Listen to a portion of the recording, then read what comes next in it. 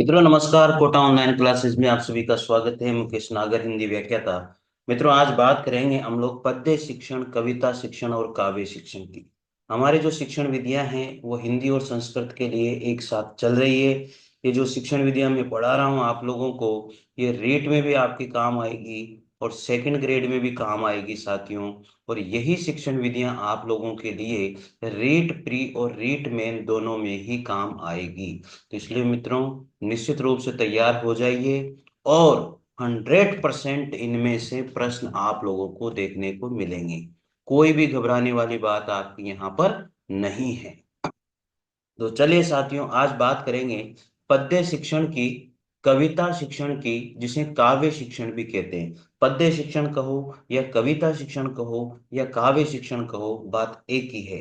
तो मित्रों देखिए, छंद के नियमों से युक्त रचना पद्य रचना कहलाती है।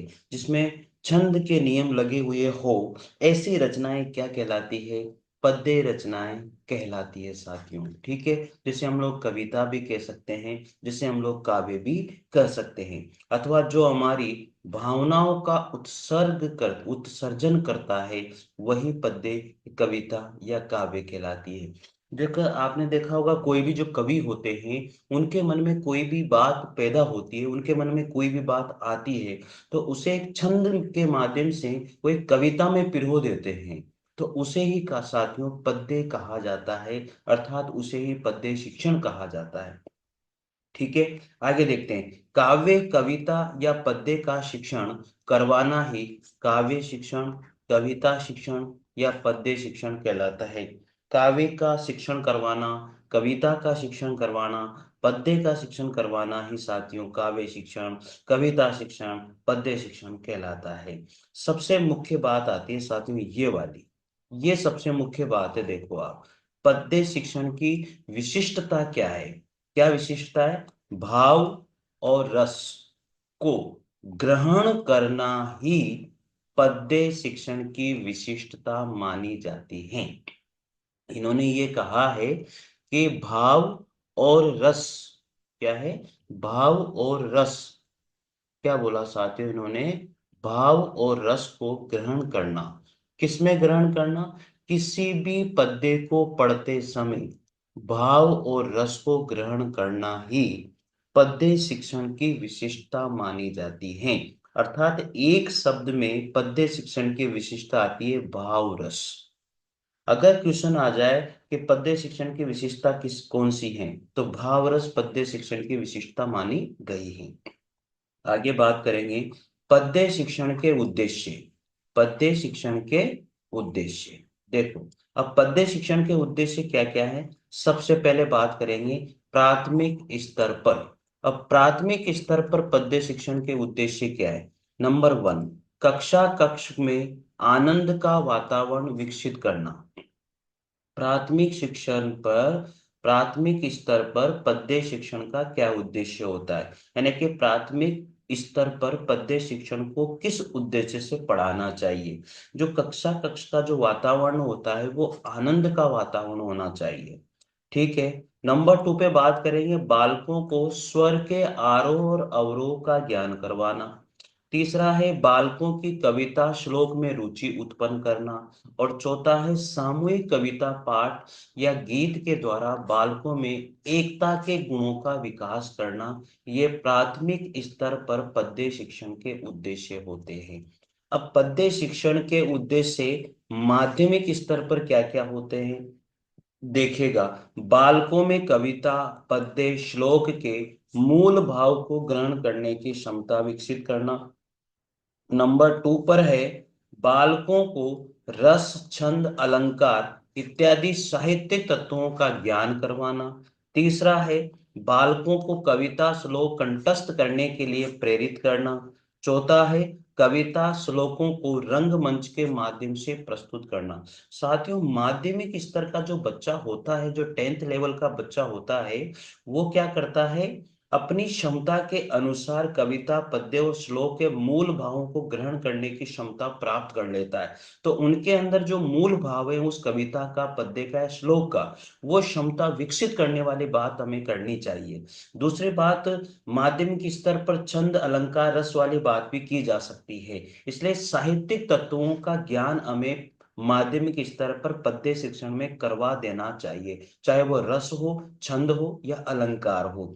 आगे बात करेंगे साथियों, जो माध्यमिक स्तर है उस का जो बालक है उन्हें कंठस्थ भी कर सकता है, कोई भी श्लोक है, कोई भी पोएम है। तो इस स्तर के बच्चों को कविता या श्लोक को कंठस्थ करने के लिए हमें प्रेरित करना चाहिए। दूसरी बात है कि साथियों, कविता और श्लोकों को हम लोग जो है इस माध्यमिक स्तर के बच्चों के लिए हम लोग रंगमंच के माध्यम से भी प्रस्तुत करवा सकते हैं, अर्थात उनको प्लेटफॉर्म हम लोग दे सकते हैं। माध्यमिक स्तर की बात है साथियों। आगे बात करेंगे मित्रों तीसरे नंबर पर।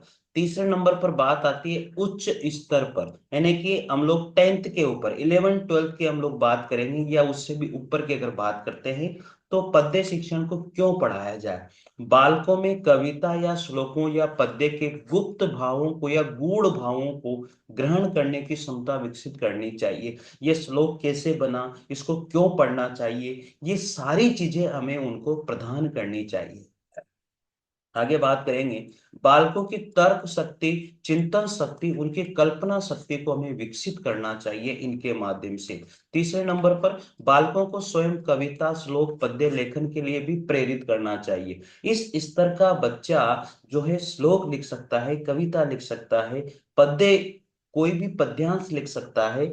तो उन्हें हमें प्रेरित करना चाहिए, बनाने की क्षमता उनके अंदर विकसित करनी चाहिए, ऐसा उच्च स्तर पर बताया गया है। आगे है, बालकों को कविता की सौंदर्य अनुभूति का ज्ञान हमें करवाना चाहिए। तो साथियों तीनों स्तर हो चुके हैं जो आपको ध्यान देने हैं।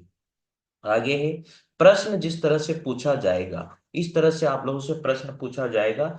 चार मिले 64 खिले, 20 रहे कर जोड़, सज्जन से सज्जन मिले अर्षित 30 करोड़। तो उद्देश्य के आधार पर प्रस्तुत पद्य को आप किस स्तर पर पढ़ाना चाहेंगे। तो साथियों, चार मिले 64 खिले, 20 रहे कर जोड़, यानी कि इसका मीनिंग हम लोग समझा रहे हैं, और इसका मीनिंग समझा रहे हैं, उनको इसका अर्थ बता रहे हैं और सारी चीजें उनको समझा रहे हैं। तो हम इसे जो है प्राथमिक स्तर पर नहीं बता पाएंगे, माध्यमिक स्तर पर भी नहीं बता पाएंगे, ठीक है ना। तो उच्च स्तर की बात हम इस पे करेंगे। कोई भी श्लोक आ रहा है, कुछ भी आ रहा है, तो उसके बारे में उसको समझाना, उसका उदाहरण उसको देना, तो ये सारी चीजें हम उच्च स्तर पर ही कर सकते हैं। हिंदी कविता के सौंदर्य तत्व क्या क्या होते हैं साथियों। हिंदी कविता के जो सौंदर्य तत्व हैं, देखिएगा, हिंदी कविता के प्राय तीन सौंदर्य तत्व माने गए हैं। एक अभिव्यक्ति का सौंदर्य माना गया है, एक अभिव्यक्ति का सौंदर्य माना गया है, दूसरा भाव सौंदर्य माना गया है, और तीसरा साथियों अभिव्यक्ति का सौंदर्य, भाव सौंदर्य, और एक है विचार सौंदर्य। तो ये तीन सौंदर्य माने गए हैं कविता के। तो मित्रों देखिए, अभिव्यक्ति का सौंदर्य सबसे पहले जो है, कविता के तीन सौंदर्य हैं, उसमें पहला सौंदर्य आता है अभिव्यक्ति का सौंदर्य। इसमें नंबर 1 बात आती है नाद तथा ध्वनि का सौंदर्य। दूसरे नंबर पर वर्णों या शब्दों की आवर्ती जैसे अनुप्रास, यमक आदि का सौंदर्य।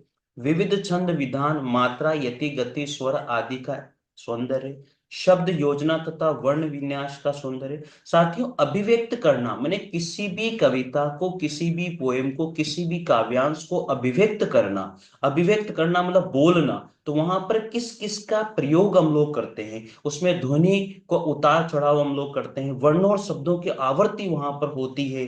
तो ये अभिव्यक्ति जब हम करते हैं तो किस किस का वहां पर प्रयोग हो रहा है, तो यही अभिव्यक्ति सौंदर्य होता है साथियों। तो जैसे छंद, विधान वहां पर होता है, मात्रा, यति, गति, स्वर, आघात वहां पर देखा जाता है, तो ये अभिव्यक्ति सौंदर्य है। शब्द योजना तथा वर्ण विन्यास शैली वहां पर देखी गई है।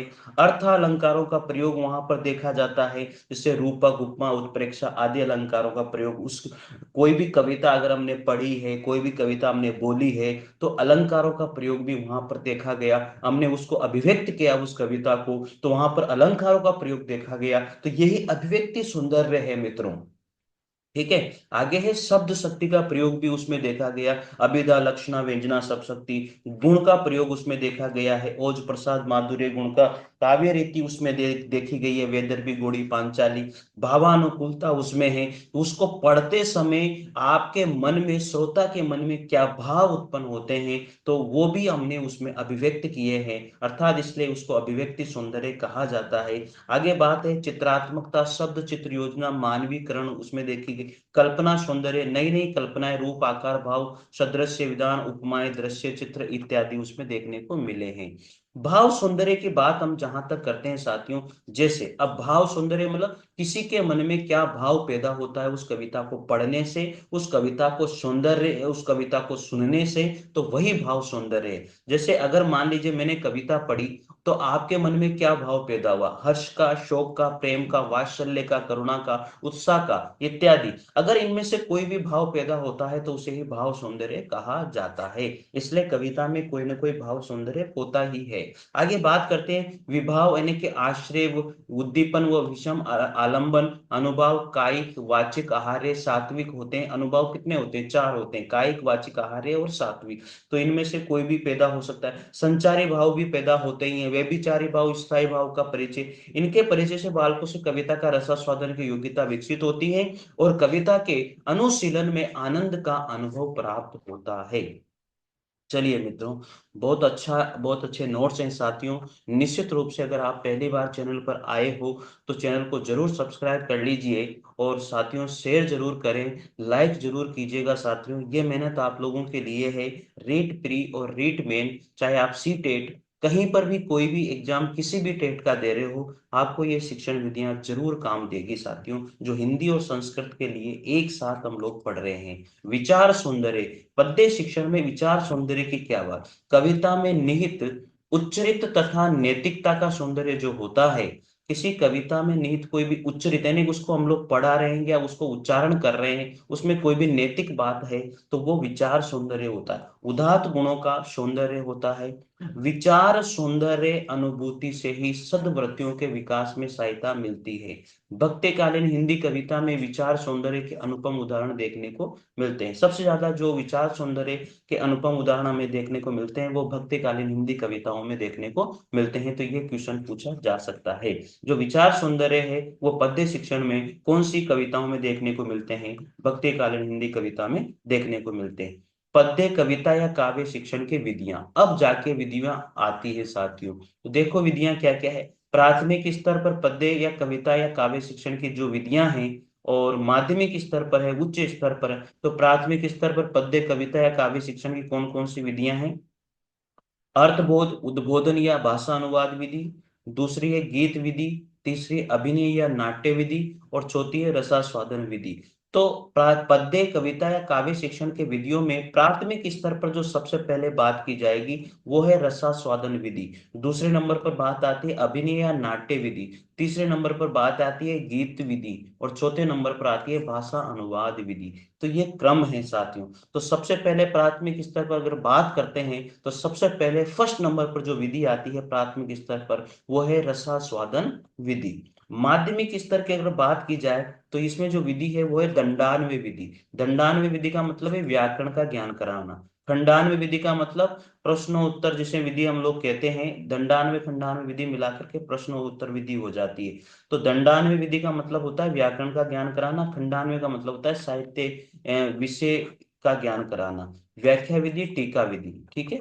आगे उच्च स्तर पर अगर बात करते हैं तो ये विधियां जो होती है पद्य शिक्षण के लिए, व्यास या भाष्य विधि, तुलना विधि, समीक्षा विधि जिसको हम लोग टीका विधि भी कहते हैं, इन सभी विधियों में व्याख्या विधि के उपभेद हैं। ये व्यास या भाष्य, तुलना, समीक्षा, प्राथमिक स्तर पर विधियां। अब सबसे पहले बात करेंगे प्राथमिक स्तर पर कौन कौन सी विधियां हैं। अर्थबोध, उद्बोधन, भाषा अनुवाद विधि। तो सबसे पहले प्राथमिक स्तर की विधियों की बात करेंगे। सबसे पहले जो विधि है वो है अर्थबोध, भाषा उद्बोधन विधि या भाषा अनुवाद विधि। यह विधि पद्य या कविता शिक्षण की परंपरागत विधि मानी जाती है। अर्थबोध विधि उद्बोधन विधि या भाषा अनुवाद विधि को पद्य शिक्षण की साथियों हम लोग परंपरागत विधि, शुरू से चली आ रही है भाषा का अनुवाद करना, उसको ट्रांसलेशन करके पढ़ाना, उसको अनुवाद के साथ पढ़ाना, तो परंपरा शुरू से चली आ रही है और आज भी चल रही है। तो इसलिए इस विधि को अर्थबोध उद्बोधन या भाषा अनुवाद विधि को हम लोग परंपरागत विधि भी कहते हैं साथियों। आगे बात करेंगे, किसी पद्य या कविता को पढ़ाते समय कोई शिक्षक गद्य पाठ की तरह ही केवल नवीन कठिन शब्दों का अर्थ बतलाकर ही कविता श्लोक पढ़ा देता है, तब वो अर्थबोध या भाषा अनुवाद विधि कहलाती है साथियों। बात समझ में आ रही होगी आप लोगों के। आगे देखिएगा, इसके अनुसार शिक्षक श्लोक कविता को स्वयं पढ़ाकर उसका बच्चों को मातृभाषा में अनुवाद कर देता है, तो इसलिए इसको अर्थबोध विधि भी कह सकते हैं। आगे बात करेंगे साथियों, इस विधि में इसमें शिक्षक कभी कभी छात्रों से भी श्लोक कविता का वाचन करवाकर स्वयं सहायता करते हुए छात्रों से भी अर्थ निकलवाने का प्रयास करता है।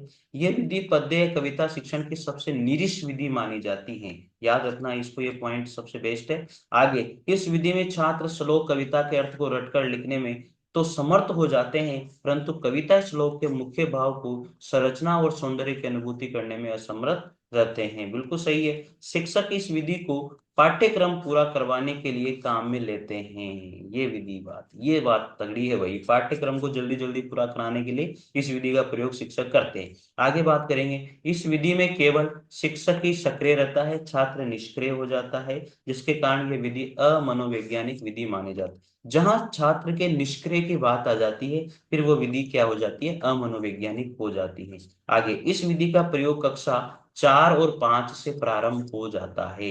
भाषा अनुवाद विधि अर्थबोध विधि का प्रयोग जो है 4 और 5 क्लास से शुरू हो जाता है। नंबर 2 पर बात आती है गीत विधि या गीत प्रणाली। ठीक है, तो देखो साथियों, जब किसी विधि जब किसी पद्य या कविता श्लोक को पढ़ाते समय शिक्षक स्वर का आरोह और अवरोह के साथ लय पूर्वक कविता का वाचन करता है, तब वह गीत विधि कहलाती है। इस विधि का प्रयोग प्रारंभिक कक्षाओं, नर्सरी, एलकेजी, एचकेजी, पहली दूसरी तीसरी कक्षा में कविता पढ़ाने के लिए किया जाता है। बिल्कुल सही बात है साथियों। प्रारंभिक कक्षाएं, नर्सरी हो, एलकेजी हो, एचकेजी हो, यूकेजी हो, पहली कक्षा हो, दूसरी तीसरी कक्षा हो, वहां पर गीत विधि का जो प्रयोग है वो सबसे ज्यादा किया जाता है। भाषा अनुवाद विधि का प्रयोग फोर्थ फिफ्थ से शुरू हो जाता है, लेकिन गीत विधि का प्रयोग तो स्टार्टिंग से हो जाता है। सबसे अच्छी विधि मानी जाती है साथियों ये, बच्चे को सिखाने के लिए। बच्चे स्व भाव से ही संगीत प्रेमी होते हैं। बाल गीत या छंद उद्बोध ले वाले गीत बच्चों को बहुत प्रभावित करते हैं। इन गीतों या पद्यों को पढ़ाने की लयात्मक प्रणाली ही इस गीत प्रणाली कहलाती है।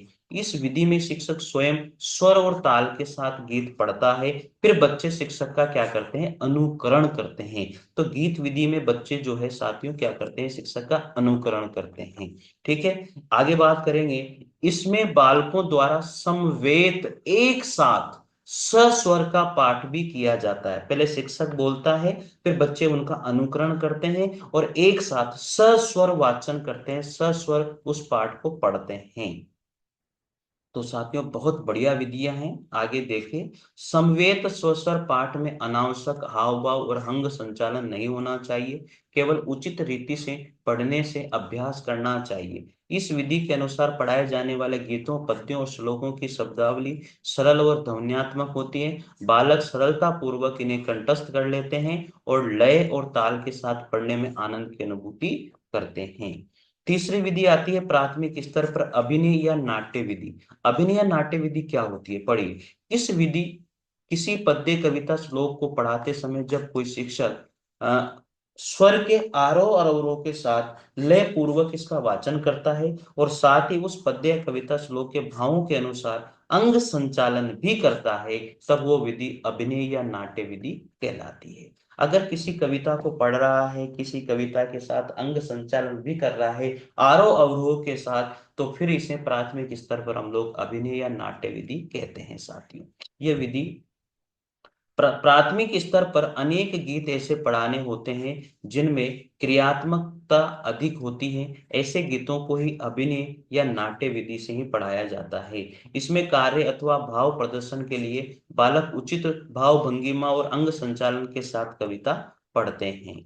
आगे बात करेंगे साथियों, इस प्रणाली से कक्षा में बड़ा ही सजीव और सरस वातावरण बन जाता है और बच्चे आनंद मग्न होकर अध्ययन करते हैं।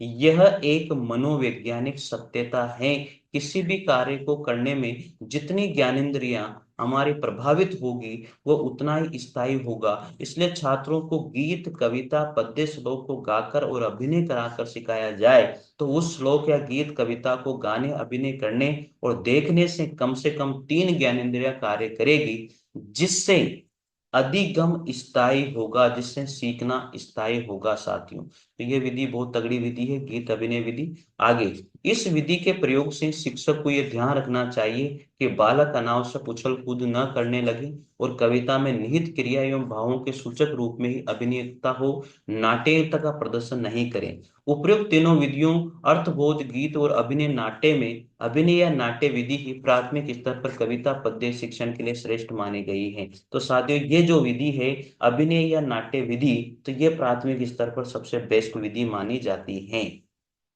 आगे बात करेंगे रसास्वादन विधि। ये तगड़ी विधि है भैया, ये रसास्वादन विधि बहुत खतरनाक विधि है। देखो प्राथमिक स्तर की बात हम लोग कर रहे हैं, तो देखो ये विधि अभिनय या नाट्य विधि का ही थोड़ा व्यापक रूप मानी जाती है। अभिनय और नाट्य विधि का व्यापक रूप है कौन सी? रसास्वादन विधि। बात करते हैं रसास्वादन शब्द का, रस और आस्वादन के योग से बना है, जिसका शाब्दिक अर्थ होता है पूर्ण स्वाद ग्रहण कर लेना।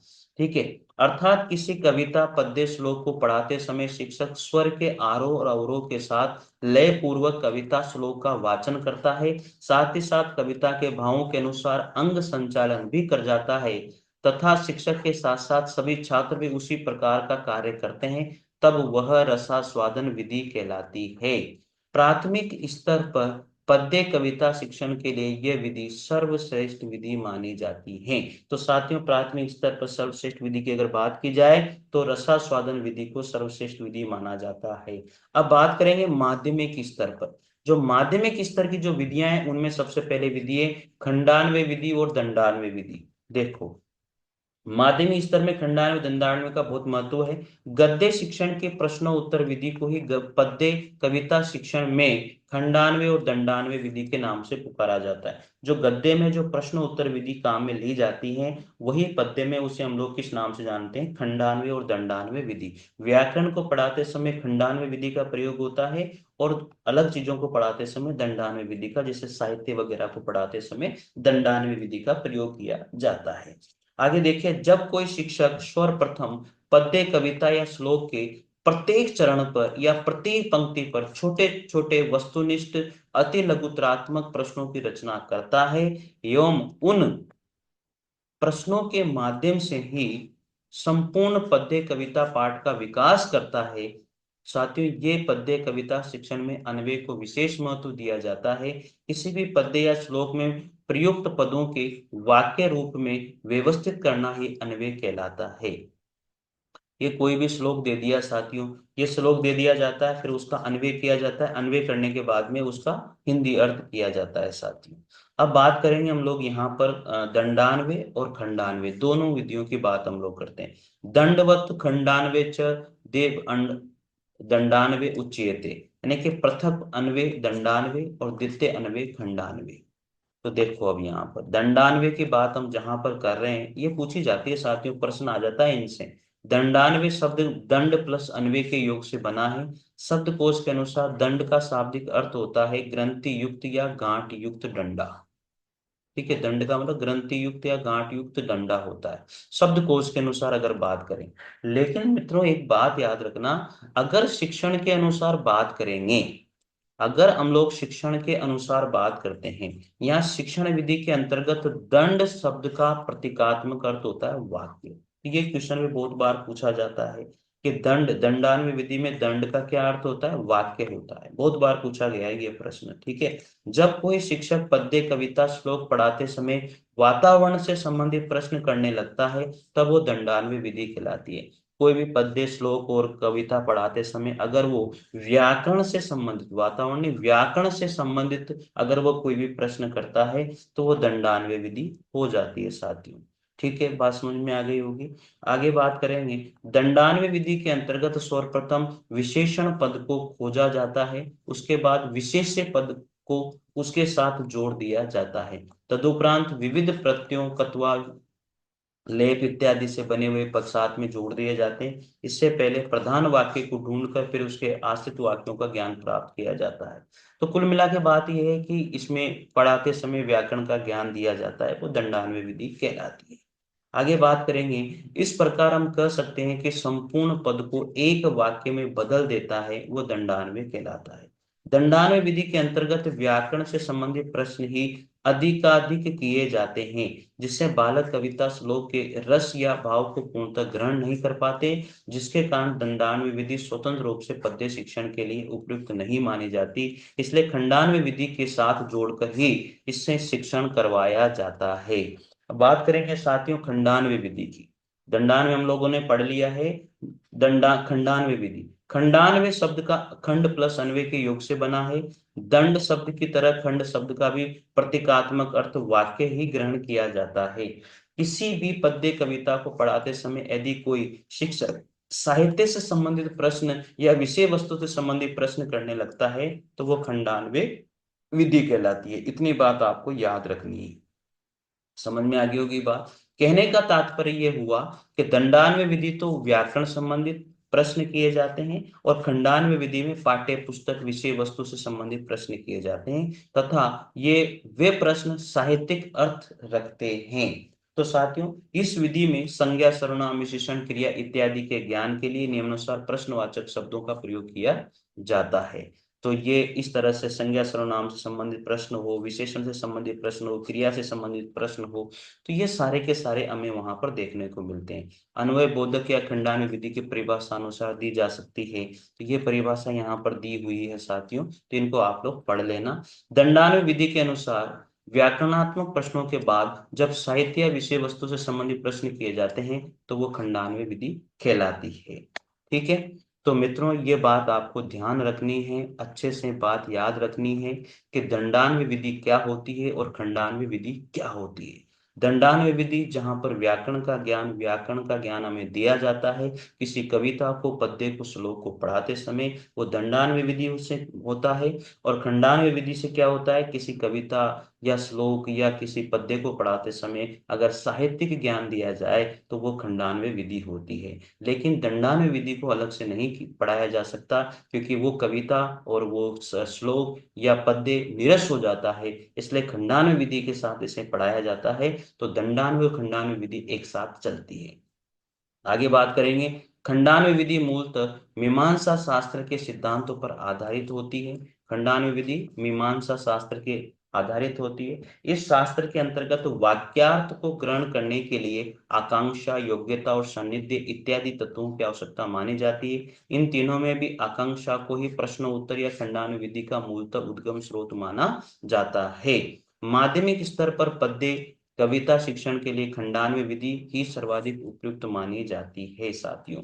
तो माध्यमिक स्तर पर पद्य कविता शिक्षण के लिए सबसे जो उपयुक्त विधि मानी जाती है वो कौन सी मानी जाती है, खंडान्वय विधि को ही उपयुक्त माना जाता है साथियों। अब बात करेंगे अगले वीडियो में, वो बात करेंगे उच्च स्तर के लिए पद्य शिक्षण में उच्च स्तर के लिए कौन कौन सी विधियां हैं, जो अगले वीडियो में देखेंगे साथियों। मेरे हिसाब से साथियों आपको अच्छा ही लग रहा होगा, नोट्स बहुत अच्छे हैं। आप रीट के लिए कहीं भी, किसी भी रीट के लिए हो या टेट के लिए हो, इन विधियों से बाहर कुछ भी नहीं जाएगा। ये हिंदी और संस्कृत की विधियां हम लोग एक साथ पढ़ रहे हैं साथियों। ठीक है मित्रों, तो बात करेंगे अगले वीडियो में। आपको अच्छा लगे निश्चित रूप से लाइक और शेयर और सब्सक्राइब जरूर कीजिएगा। पहली बार देखते हो तो कोटा ऑनलाइन क्लासेस ऐप को जरूर डाउनलोड कर लीजिएगा। कोटा ऑनलाइन क्लासेस ऐप को डाउनलोड करने के लिए आपको प्ले ग्रुप पर KOC क्या लिखना है, KOC कोटा ऑनलाइन क्लासेज। तो ये लिखोगे तो प्ले ग्रुप पर ऐप आ जाएगा, उसे डाउनलोड आप लोग कर लीजिएगा। ठीक है मित्रों, और इन सभी की पीडीएफ आपको ऐप के ऊपर ही मिलेगी। वैसे डिस्क्रिप्शन में मैं लिंक भी दे दूंगा, तो आप वहां से भी डाउनलोड कर सकते हो। थैंक यू मित्रों, धन्यवाद आप सभी का। मिलते हैं अगले वीडियो में, तब तक के लिए जय हिंद जय भारत, थैंक यू।